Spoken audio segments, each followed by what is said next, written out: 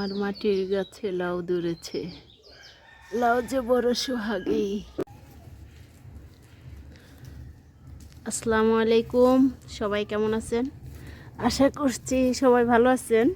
আমরাও আল্লাহর অশেষ রহমতে সবাই ভালো আছি। এটা হচ্ছে আমার গাছের লাউ, আর হচ্ছে ডাঙ্গার শোল মাছ। খেতে কেমন লাগবো জানি না।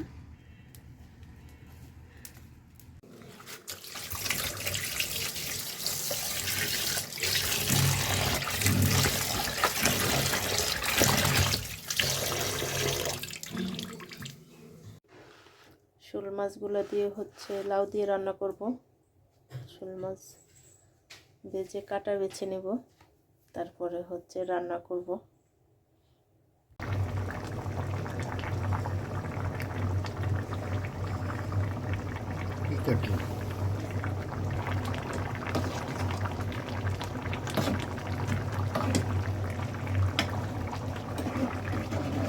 এটা হচ্ছে শোল মাছ দিয়ে লাউ, স্বাদের লাউ।